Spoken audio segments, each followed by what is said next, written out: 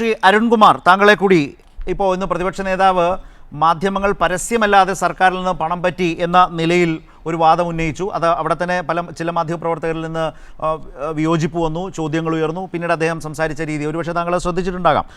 ഇതാണ് അതിന് പശ്ചാത്തലമായി വന്നത്. പക്ഷേ ഞാൻ അതിൻ്റെ കൂടി ഒന്നുകൂടി ചേർക്കുകയാണ്. അതായത് സർക്കാർ നാളെ കൃത്യം പറഞ്ഞാൽ മെയ് 20-നാണ് സത്യപ്രതിജ്ഞ ചെയ്ത് അധികാരമേറ്റത്. 5-ാം വർഷത്തിലേക്ക് കടക്കുകയാണ്. ഈ ഘട്ടത്തിൽ പ്രതിപക്ഷ നേതാവ് അദ്ദേഹത്തിൻ്റെ ഒരു അസസ്മെൻറ്റ്, ആ മുന്നണിയുടെ പ്രതിപക്ഷത്തിൻ്റെ അസസ്മെൻറ്റായി ഇന്ന് ഇതേ വാർത്താ സമ്മേളനത്തിൽ പറഞ്ഞത് കേരളം വലിയ തകർച്ചയിലാണ് എന്നാണ് പറഞ്ഞത്. ഒന്ന്. രണ്ടാമത്തെ പ്രധാനപ്പെട്ട കാര്യം, പുതിയ വികസന പദ്ധതികൾ നടപ്പിലാക്കാനാവുന്നില്ല, സാമൂഹ്യക്ഷേമ പരിപാടികൾ മുഴുവൻ സ്തംഭിച്ചിരിക്കുന്നു. ഇങ്ങനെ പോവുകയാണ്. അതുകൊണ്ട് നാളെ UDF ഈ ദിനം കരിദിനമായി ആചരിക്കും. അങ്ങനെയാണ് സർക്കാരിനെ കുറിച്ചുള്ള പ്രതിപക്ഷത്തിൻ്റെ ശക്തമായ വിമർശന കാരണങ്ങളായി അവതരിപ്പിക്കുന്നതെങ്കിൽ അതിനുകൂടി എങ്ങനെയാണ് മറുപടി താങ്കളുടെ ഭാഗത്ത് നിന്ന്? ബഹുമാനപ്പെട്ട പ്രതിപക്ഷ നേതാവ് ഈ ലോകസഭയിൽ ബജറ്റ് അവതരിപ്പിക്കുന്നതിൻ്റെ തലേദിവസം രാജ്യത്തിൻ്റെ ധനകാര്യമന്ത്രി അവതരിപ്പിച്ച സാമ്പത്തിക അവലോകന റിപ്പോർട്ട് അതിൻ്റെ ഒരു പേജ് പോലും വായിച്ചു നോക്കിയിട്ടില്ല എന്നതാണ് അദ്ദേഹത്തിൻ്റെ തുടരെയുള്ള പത്രസമ്മേളനം കാണുമ്പോൾ ബോധ്യപ്പെടുന്നത്.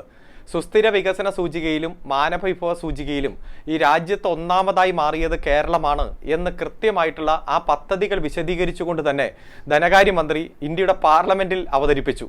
അതിനുശേഷം ഓരോ ഘട്ടമെടുത്ത് നോക്കുക. അതിപ്പോൾ സാമൂഹ്യക്ഷേമ രംഗത്ത് നടത്തുന്ന ഇടപെടലായാലും പശ്ചാത്തല വികസന രംഗത്ത് നടത്തുന്ന മുതൽ മുടക്കായാലും പ്രകടന പത്രികയിൽ പറഞ്ഞ വികസനങ്ങൾ ഓരോന്നായി പൂർത്തീകരിക്കുന്ന കാര്യത്തിലായാലും എത്ര മാതൃകാപരമായിട്ടാണ് ഇടതുപക്ഷ ജനാധിപത്യ മുന്നണി സർക്കാർ പ്രവർത്തനങ്ങൾ ഓരോന്നായി പൂർത്തീകരിച്ച് മുന്നോട്ട് പോകുന്നത്. ഇപ്പോൾ 2021 നിയമസഭാ തെരഞ്ഞെടുപ്പ് സമയത്ത് 900 കാര്യങ്ങളടങ്ങുന്ന പ്രകടന പത്രികയാണ് ജനങ്ങൾക്ക് മുന്നിൽ അവതരിപ്പിച്ചത്. ഓരോ വർഷവും കൃത്യമായി പ്രോഗ്രസ് റിപ്പോർട്ട് പുറത്തിറക്കി. 2024 ജൂലൈ മാസം 2-ാം തീയതി ഇറക്കിയ 2-ാം പിണറായി സർക്കാരിന്റെ 3-ാം പ്രോഗ്രസ് റിപ്പോർട്ടിൽ ആ 900-ൽ 726 കാര്യങ്ങൾ നടത്തി പൂർത്തീകരിച്ചു കൊണ്ടിരിക്കുകയാണ്. ഒരു നവകേരളത്തിലേക്ക് കേരളം കുതിച്ചു മുന്നേറുകയാണ് എന്ന് കൃത്യമായി ജനങ്ങളെ ബോധ്യപ്പെടുത്തി. ആ ജനങ്ങൾ അത് കൃത്യമായി തിരിച്ചറിയുന്നു എന്ന് ഉള്ളത് കൊണ്ട് തന്നെയാണല്ലോ ചരിത്രത്തിൽ ആദ്യമായി നമുക്ക് ഭരണ തുടർച്ച കിട്ടിയതും ഓരോ തവണയും ജനങ്ങൾ അത് കൃത്യമായി കൈയടിച്ച് സ്വീകരിക്കുന്നതും നാം കാണുന്നത്. പശ്ചാത്തല വികസന രംഗത്ത് വന്നിരിക്കുന്ന മാറ്റം അങ്ങ് എടുത്തു നോക്കിയാൽ നമുക്കറിയാം എത്ര ഗൗരവത്തോടെയാണ് ജനം അത് സ്വീകരിക്കുന്നത്. അതിന്റെ ഭാഗമായി വേൾഡ് ട്രേഡ് സെന്റർ പോലും ഈ കേരളത്തിൽ നിക്ഷേപം ഇറക്കാൻ വന്നിരിക്കുന്നു.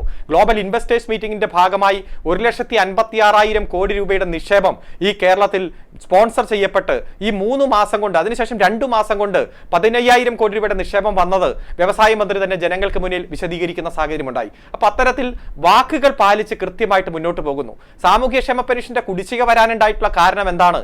ആ കുടിശ്ശികയെ തരണം ചെയ്യാൻ നമ്മൾ സ്വീകരിച്ചുകൊണ്ടിരിക്കുന്ന നടപടിക്രമങ്ങൾ എന്താണ്? ഇപ്പോൾ അടുത്ത മാസത്തോടുകൂടി കുടിശ്ശികയില്ലാത്ത സംസ്ഥാനമായി നമ്മൾ മാറും. UDF ഭരിച്ചുകൊണ്ടിരിക്കുമ്പോൾ 32 ലക്ഷം പേർക്ക് 600 രൂപ വീതം കൊടുക്കുമ്പോൾ വെറും 205 കോടി രൂപയാണ് ഒരു മാസം വേണ്ടിയിരുന്നത് പെൻഷൻ കൊടുക്കാൻ. എന്നാൽ ഇപ്പോൾ 62 ലക്ഷം പേർക്ക് 1,600 രൂപ വീതം 997 കോടി രൂപ ഒരു മാസം വേണം. UDFന്റെ കാലത്തേക്കാൾ 5 ഇരട്ടി വേണം. അത് കൃത്യമായി നടപ്പാക്കി ജനങ്ങൾക്ക് കൊടുത്ത് ബോധ്യപ്പെടുത്തി വീടുകളിൽ എത്തിച്ചു കൊടുത്ത് ഈ ഗവൺമെന്റ് മുന്നോട്ട് പോവുകയാണ്. വൻകിട വികസന പ്രവർത്തനങ്ങൾ പലതും കല്ലിട്ട് പോയ ആ പഴയ കാലഘട്ടമല്ല, മറിച്ച് അത് പൂർത്തീകരിച്ച് ജനങ്ങൾക്ക് സമർപ്പിക്കുന്നത് നാം കാണുകയാണ്. ഇത്തരം ഒരവസരത്തിൽ 4-ാം വാർഷികം ആഘോഷിക്കുമ്പോൾ പത്രക്കാർ സത്യസന്ധമായി കൊടുക്കുന്ന വികസനത്തിന്റെ വാർത്ത സംപ്രേഷണം ചെയ്യാൻ നിങ്ങൾക്ക് പണം തന്നില്ലേ, എന്റെ കയ്യിൽ തെളിവുണ്ട് എന്ന് പറയുന്ന അല്പത്തരത്തിന്റെ ഉസ്താദായി ഈ പ്രതിപക്ഷ നേതാവ് മാറിയിരിക്കുകയാണ്. AI ക്യാമറ വന്നു, അഴിമതിയാണെന്ന് പറഞ്ഞ് കോടതിയിൽ പോയി. അതിന്റെ ഉദ്ഘാടന ചടങ്ങിൽ നിന്ന് മാറി നിന്നു പ്രതിപക്ഷ നേതാവ്. ജലമെട്രോ വന്നു, ജനങ്ങളെല്ലാം കൈയടിച്ച് സ്വീകരിച്ചു. അഴിമതിയാണെന്ന് പറഞ്ഞ് അതിൽ മാറി നിന്നു, ഉദ്ഘാടന ചടങ്ങിൽ പങ്കെടുത്തില്ല. അതിനെതിരെ ഹൈക്കോടതിയിൽ പോയി കേസ് കൊടുത്തു. അതുപോലെ തന്നെ ഫോണുമായി ബന്ധപ്പെട്ടുകൊണ്ട് ഹൈസ്പീഡ് ഫൈബർ ഇന്റർനെറ്റ് കണക്ഷൻ ജനങ്ങൾക്ക് പ്രൊവൈഡ് ചെയ്യാനെടുത്ത തീരുമാനം, അതിനെതിരെ നേരെ ഹൈക്കോടതിയിൽ പോയി കേസ് കൊടുത്തു. അവസാനം അതും നാണം കെട്ട് പോരേണ്ടി വന്ന സാഹചര്യം. അവസാനം ഹൈക്കോടതി എന്ന് കേട്ടാൽ തന്നെ ഞെട്ടിത്തെറിച്ച് അദ്ദേഹം വീണ്ടും ഒരിക്കലും അത് ഓർക്കാൻ പോലും ആഗ്രഹിക്കാത്ത വാക്കായി മാറിയിരിക്കുന്ന സാഹചര്യം ഇപ്പോൾ നാം കാണുകയാണ്. കഴിഞ്ഞ 9 വർഷമായി കേരളത്തിന്റെ പൊതുമണ്ഡലത്തിൽ ഇപ്പോഴത്തെ പ്രതിപക്ഷ നേതാവും പഴയ പ്രതിപക്ഷ നേതാവും ഉന്നയിച്ച ഒരാരോപണവും ശരിവെക്കുന്ന സാഹചര്യം ഉണ്ടായില്ല. ഏറ്റവും അവസാനം കോവിഡിന്റെ കണക്ക് പോലും 20 ലക്ഷം മരണങ്ങളാണ് മറ്റു സംസ്ഥാനങ്ങൾ മറച്ചുവെച്ചത് എന്ന വസ്തുത നമ്മുടെ മുന്നിലുണ്ട്. വാളയാർ മരണവുമായി 2 കുട്ടികളുടെ മരണവും കൊലപാതകവുമായി ബന്ധപ്പെട്ടുകൊണ്ട് തൂങ്ങിമരണം അവസാനം കൊലപാതകമായി ചിത്രീകരിക്കുന്ന സാഹചര്യം വന്നപ്പോൾ ഉന്നയിക്കപ്പെട്ട ആരോപണങ്ങളെല്ലാം വ്യാജമാണ്. CBIയുടെ റിപ്പോർട്ടും മറ്റു കാര്യങ്ങളും വന്നു. ഞാൻ സൂചിപ്പിച്ചത് ഒരാരോപണം, അത് വികസന പ്രവർത്തനങ്ങളായാലും മറ്റു സംഭവങ്ങളായാലും പ്രതിപക്ഷം ഉന്നയിച്ച ഏതെങ്കിലും ഒരു ആരോപണം ശരിവെക്കുന്ന സാഹചര്യം കേരളത്തിന്റെ പൊതുമണ്ഡലത്തിലില്ല. അതുകൊണ്ട് ഇപ്പോൾ പണം കൊടുത്തല്ലേ വാർത്ത എന്ന രൂപത്തിലേക്ക് വരെ എത്തിച്ചേർന്നിരിക്കുന്ന സാഹചര്യം നാം കാണുകയാണ്. UDFന്റെ ഉള്ളിലെ പെടലപ്പിടക്കങ്ങൾ മാറ്റിവെക്കാൻ വേണ്ടി വസ്തുതാവിരുദ്ധമായ ആരോപണങ്ങൾ, വ്യാജ ആരോപണങ്ങൾ ഉന്നയിച്ചുകൊണ്ടേയിരിക്കുക. DCCയുടെ കോഴിക്കോട് സെക്രട്ടറി പറഞ്ഞില്ലേ, എന്താണോ മനോരമയിൽ വരുന്ന വാർത്ത, ആ മനോരമയിൽ വരുന്ന വാർത്തയാണ് അന്നത്തെ പ്രതിപക്ഷ നേതാവിന്റെ പത്രസമ്മേളനം. ഇന്നൊരു സംഭവമുണ്ട്. ബിന്ദു എന്ന് പറയുന്ന ഒരു ദളിത് സ്ത്രീ ഒരു പരാതിയുമായി മുഖ്യമന്ത്രിയുടെ ഓഫീസിൽ ചെന്നപ്പോൾ നീതി കിട്ടിയില്ല എന്ന് പറഞ്ഞ് രാവിലെ മുതൽ ചില ചാനലുകൾ ബ്രേക്കിംഗ് ന്യൂസ് കൊടുക്കുന്നു. പ്രതിപക്ഷ നേതാവ് ഏറ്റുപിടിക്കുന്നു. പ്രതിപക്ഷ നേതാവ് വിവിധ ആരോപണങ്ങൾ ഉന്നയിച്ച് ഗവൺമെന്റിനെ ആക്രമിക്കുന്നു. ഇപ്പോൾ ആ സ്ത്രീ തന്നെ പ്രധാനപ്പെട്ട ഒരു ചാനലിൽ വന്നിരുന്നു പറയുന്നു, ഞാൻ പോയി മുഖ്യമന്ത്രിയുടെ പൊളിറ്റിക്കൽ സെക്രട്ടറിയെ കണ്ടപ്പോൾ ഞാൻ പറഞ്ഞ കാര്യങ്ങൾ മുഴുവൻ കേട്ടു, അവസാനം ഉചിതമായി നിയമപരമായി പരിശോധിച്ച് നടപടിയെടുക്കാം എന്നാണ് പറഞ്ഞത് എന്ന് ആ സ്ത്രീയുടെ അഭിഭാഷകൻ വരെ ആ ചർച്ചയിൽ വന്ന് പറയുന്ന ഒരു ചർച്ചയിൽ നിന്നാണ് ഞാനിപ്പോൾ വരുന്നത്. അതായത് ഏതെങ്കിലും വ്യാജ ആരോപണങ്ങൾ ഉന്നയിക്കുക, ആ വ്യാജ ആരോപണങ്ങൾ വലിയ ലീഡിംഗ് ന്യൂസായി ചാനലുകൾ ഏറ്റുപിടിക്കുന്നു.